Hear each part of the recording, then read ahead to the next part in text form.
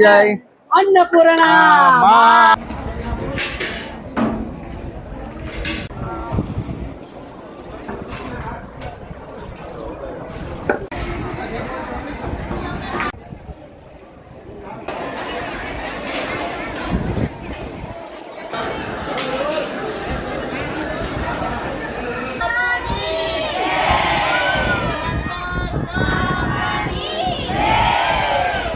Hello જય માતાજી મિત્રો, ખુશાલી સુપરલક્ષમાં તમારા મિત્રોનું હાર્દિક સ્વાગત છે। અત્યારે આપણે આવી ગયા છીએ સથરા ગામે, જ્યાં પૂજ્ય નારાયણદાસ બાપુની 22મી પૂર્ણતિથિ નિમિત્તે ભવ્યથી ભવ્ય જે આયોજન થઈ રહ્યું છે 3 દિવસ માટે ખૂબ જ સુંદર મજાનો ભવ્ય જે લોક ડાયરો થવાનો છે। નામી અનામી કલાકારો પણ આ જગ્યા ઉપર જોડાવાના છે। બીજા દિવસે માયાભાઈ આહિર છે, ત્રીજા દિવસે કીર્તિદાન ગઢવી છે। તદુપરાંત આ જગ્યા ઉપર ખૂબ જ મોટી સંખ્યામાં ભાવિ ભક્તો ઉમટવાના છે। તેમની માટે ભોજન પ્રસાદ માટેની કઈ રીતના વ્યવસ્થા છે તેની સંપૂર્ણ માહિતી હું તમને વિડીયો દ્વારા બતાવવાનો છું। ચેનલમાં ન હોય તો ચેનલને સબસ્ક્રાઇબ તેમજ વિડીયોને લાઈક કરવા જતા નહીં। ખાસ કરીને મિત્રો જોડે આ વિડીયો વધુમાં વધુ લોકો સુધી શેર કરો।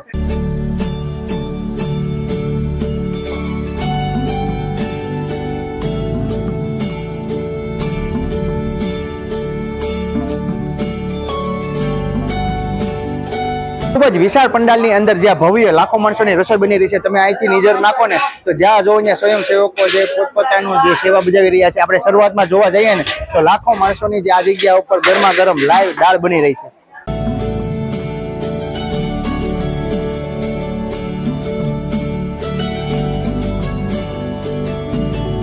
આગળની તરફ જોવા જઈએ તો અહીંયા ગરમા ગરમ લાઈવ રીંગણા બટેકાનું શાક બનીને કમ્પ્લીટ થઈ ગયું છે। અને આ સંપૂર્ણ રસોઈ જે દેશી ચૂલાના મદદથી જે અહીંયા થઈ રહી છે, તમે જો ખૂબ જ સુંદર મજાના જે ચૂલા બનાવવામાં આવે છે। આ વિશાળ ચૂલાની અંદર જે સંપૂર્ણ રસોઈ બની રહી છે।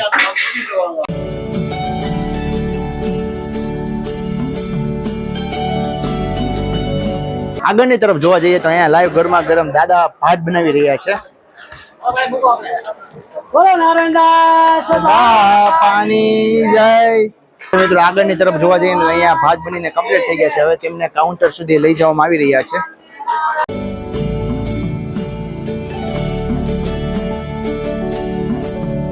આ જગ્યા ઉપર હજારો માણસોની જે રસોઈ બની રહી છે ને તે આપણે નિહાળીએ છીએ। હવે એમની માટે વાત કરીએ કે કાચું સીધું જે શાક બનાવવા માટે જે રીંગણા બટેકા અને કઠોળની જરૂર પડતી હોય છે તેની સંપૂર્ણ સ્ટોક આ જગ્યા ઉપર પૂરેપૂરો તમને જોવા મળશે। ઢગલે ને ઢગલા આ જગ્યા ઉપર બકાલાનો પૂરેપૂરો સ્ટોક કરી દેવામાં આવ્યો છે। નીચેની તરફ જ્યાં તમે નિહાળશો ને તો એકલા ટમેટાની થેલીઓ જોવા મળશે। ત્યાર પછી ફુલેવરની, પછી રીંગણા, કોબી, વાલોળ એમ ઘણી બધી વસ્તુઓ જે આ જગ્યા ઉપર શાક બકાલામાં પૂરેપૂરો સ્ટોક કરી દેવામાં આવ્યો છે।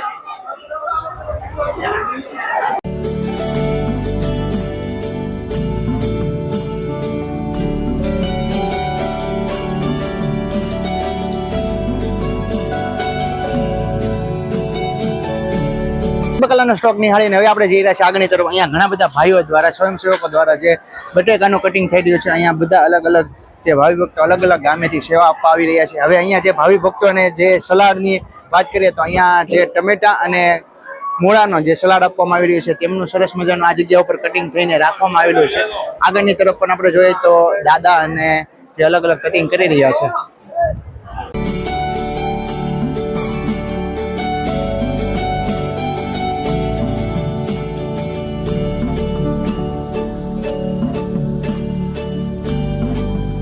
હા મિત્રો, આપણે જોવા જઈ રહ્યા છીએ અહીંયા એક સાથે ઘણા બધા માતાઓ અને બહેનો અહીંયા ગરમા ગરમ સાદુ રોટલી બનાવી રહ્યા છે। ચાલો આપણે તે નિહાળીએ।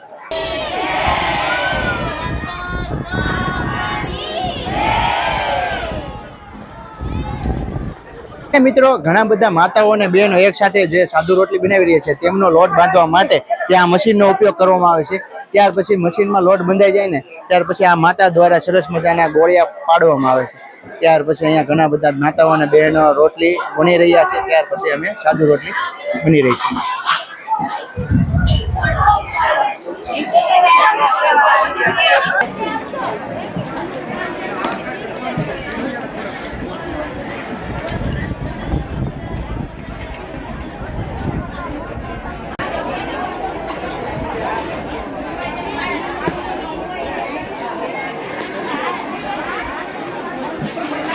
રસોઈ બનીને કમ્પ્લીટ થઈ જાય ત્યાર પછી ભાવિ ભક્તોને પીરસવામાં આવે છે. ચાલો આપણે તે નિહાળીએ. અહીંયા તે ભજનદાસ બાપાની જગ્યામાં જે ભાવિ ભક્તો પંગતમાં બેઠીને ભોજન પ્રસાદ ગ્રહણ કરાવે છે, એ જ રીતના આ જગ્યા ઉપર કરવામાં આવે છે. અહીંયા બધા ભાવિ ભક્તોને જે પંગતમાં બેસાડીને પ્રસાદ લઈ જવામાં પીરસવામાં આવી રહ્યો છે. અહીંયા તમે જુઓ સરસ મજાના 2 વિભાગ પાડવામાં આવે છે. એક વિભાગ છે પહેલો બહેનો માટેનો બનાવવામાં આવે છે અને બીજો વિભાગ છે સાઈડમાં તે ભાઈઓ માટે ભાવિ ભક્તો જે ભોજન પ્રસાદ પીરસી રહ્યા છે. અને શરૂઆતમાં આપણે જોવા જઈએ તો અહીંયા શરૂઆતમાં બહેનો દ્વારા જે ડીશ અને વાટકા સાફ સફાઈ થઈને આગળની તરફ પીરસવામાં આવી રહ્યું છે. તમે ભાવિ ભક્તોને પ્રસાદમાં પીરસવા માટે અહીંયા જોવો તો સરસ મજાની ડોલુમાં પ્રસાદ ભરેલો છે. 2 જાતની મિષ્ટાન આપવામાં આવે છે. એક તો પ્રસાદ છે, એક બુંદી છે, ત્યાર પછી રોટલી છે, દાળ ભાત અને આ રીતના પાપડ દેવામાં આવે છે.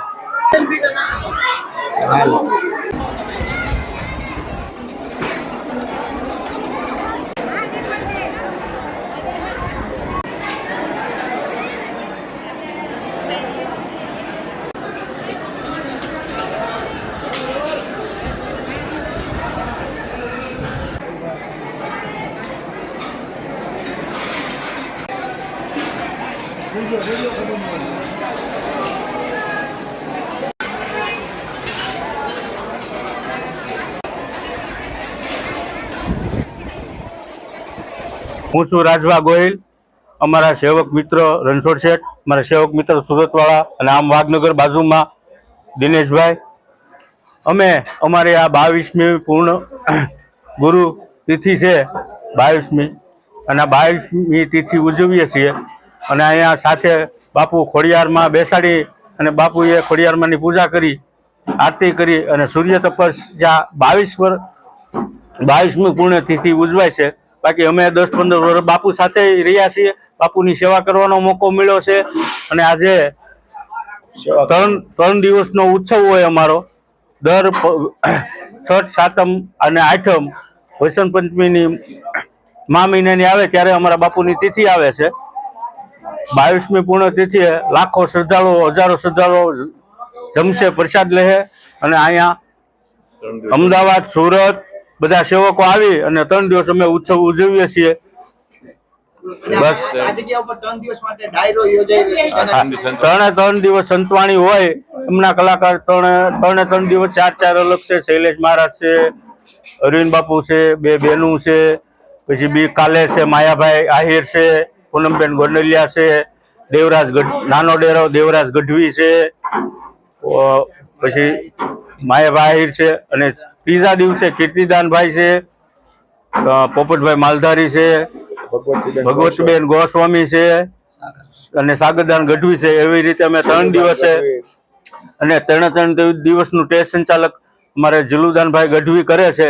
એ પહેલેથી અમારે સેવક સમુદાયમાં છે એટલે ટેસ્ટ સંચાલક કરે છે. અને 3 દિવસ ડે ને નાઇટ અન્નક્ષેત્ર અમારું ચાલુ જ રહેશે.